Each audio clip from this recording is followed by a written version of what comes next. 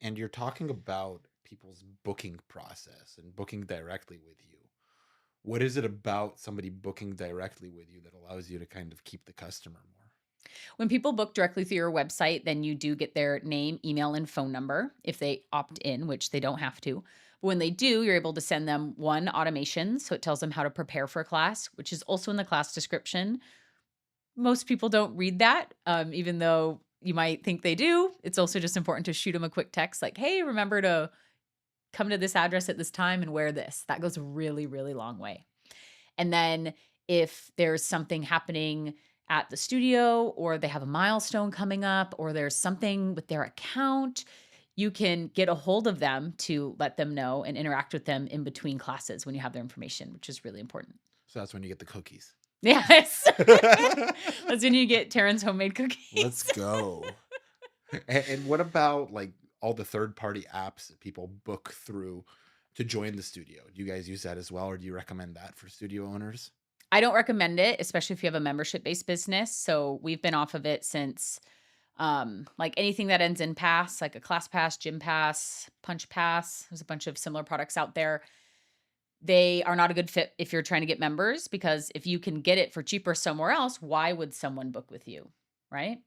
So I did accidentally, very naively sign up as soon as my business opened. And it was a very long and difficult process to get off of them because they don't want you to get off of them once you're signed up. But we've been off it for over a year, and I can say our top line revenue went up significantly even in the first month without being on there because a lot of people think due to the marketing from these companies that end in pass, they think that people are using that marketplace to look for studios and booking on there, which does happen. But usually people will already find out that you exist. And instead of booking directly, they will look at a cheaper platform to get it at a discount. And you cannot blame them. Like if you are cheaper somewhere else, like why would someone pay full price? Right. So that's where you just have to make the decision if you want to be or you don't want to be. I don't want to be, and some studios do want to be, and that's fine for them. But a lot of studio owners think that that's where all of their clients are coming from, but that doesn't have to be true because your studio has a sign on whatever street it's on, and there's hundreds of thousands of people that live in that city, and you've already had thousands of customers, and they have a network of friends and family, and you have a website, and it's 2025, so you can code your website and put in best practices for search engine optimization so that when people look for yoga near me, you come up and then you can have a beautiful website with a call to action on the front page that goes to an intro offer that's a few weeks long. So people come into your studio directly, get the results they want, and stick around. And you can totally circumvent that process as long as you have the right tools. And it feels really good.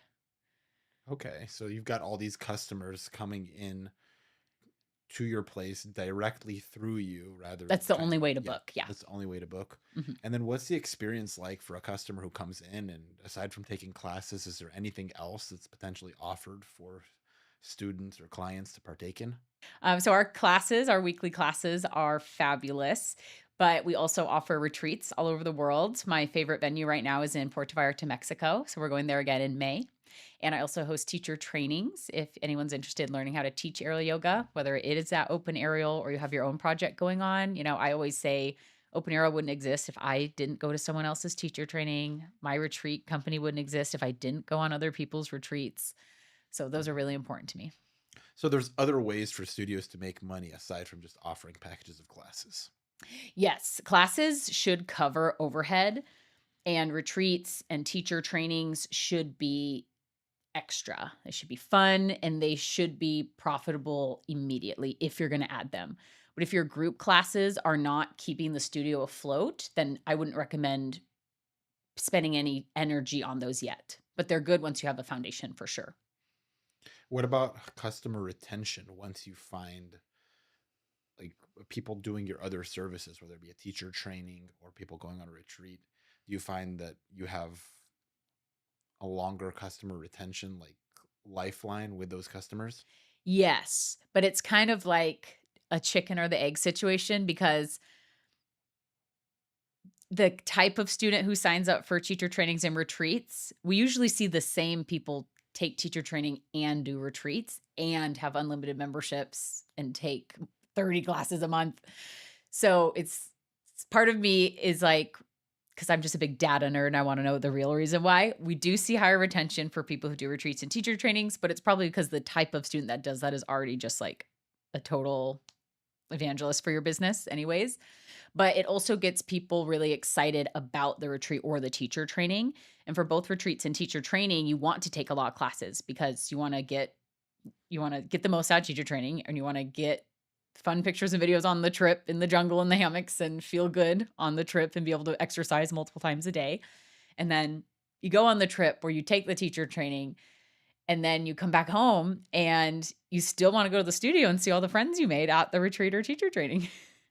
And that's awesome. And then what I imagine, I mean, you guys have all these hammocks and people are on the hammocks. I imagine you guys get some badass content.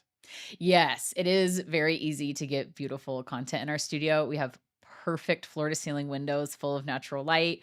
The hammocks are ballerina slipper pink, and it is just palatial. It's beautiful.